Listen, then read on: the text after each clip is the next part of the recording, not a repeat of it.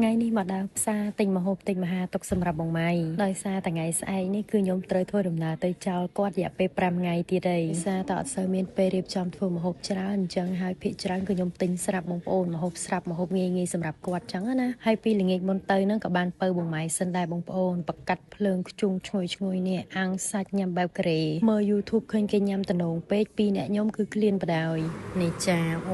ូយមិនបាច់ទៅកូរ៉េមានប្រពន្ធមួយចង់បានអីបានហ្នឹងនៅអាល្លឺម៉ង់ក៏សាច់អាំងកូរ៉េចាញ់ណាចាគាត់តែសាច់អាល្លឺម៉ង់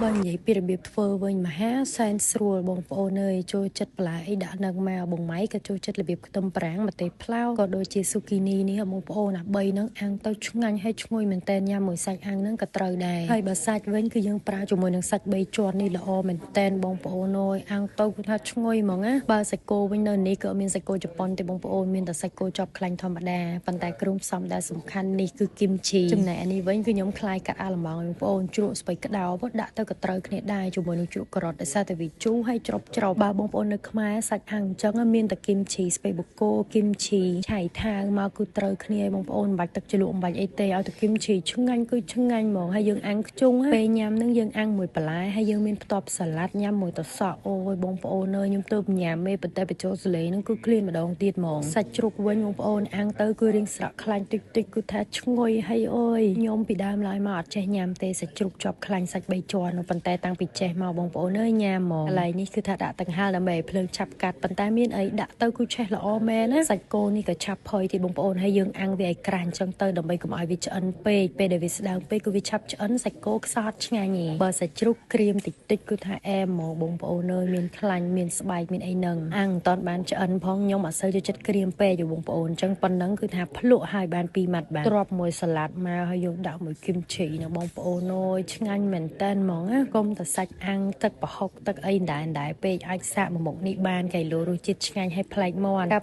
ទៅពីមុនហ្នឹងគឺខ្ញុំបានមើល YouTube ជាមួយបងម៉ៃហ្នឹងបងប្អូនឃើញគេដើរញ៉ាំម្ហូបកូរ៉េម្ហូបអីទៅក៏ឃ្លានហើយខ្ញុំនៅនេះគឺត្រូវតែចេះកែច្នៃចឹងឯងដោយសាច់គោនេះអញ្ចឹងខ្ញុំយកសាច់គោដែលរាងធំហើយក្រាស់ពេលដែលយើងអាំងទៅគឺវាអត់សូវខ្សោះបងប្អូនវាមានជាប់ខ្លាញ់តិចដែរពេលដែលវាក្រាស់អញ្ចឹងបងប្អូនឃើញកាត់ទៅគឺនៅសល់ឈាមវាអត់ឆ្អិនខ្លាំងហើយគូឆ្ងាញ់មែនតើមួយម៉ាត់មកជាតិឡើងពេញមាត់អីដែលសំខាន់គឺផុយទៀតហើយខ្ញុំចូលចិត្តសាច់គោរបៀបនៅឈាមតិចចឹងឯងសាច់មួយម៉ាត់គីមជីមួយម៉ាត់ឬក៏ផ្ទាប់គ្នាថែមសាឡាត់តិចមកបងប្អូនអើយឆ្ងាញ់មែនតើហ្មងឥឡូវស្ដាប់បងម៉ៃ review ម្ដងនេះចាអូយមិនបាច់ទៅកូរ៉េមានប្រពន្ធមួយចង់បានអីបានហ្នឹងនៅអាល្លឺម៉ង់ក៏សាច់អាំងកូរ៉េចាញ់ណាចាគាត់តែសាច់អាល្លឺម៉ង់នេះអូយមួយម៉ាត់ធំញាក់ហ្មងណា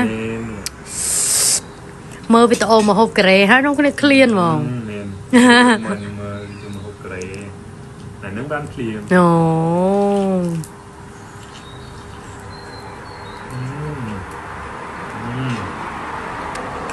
ូឃ្លានបង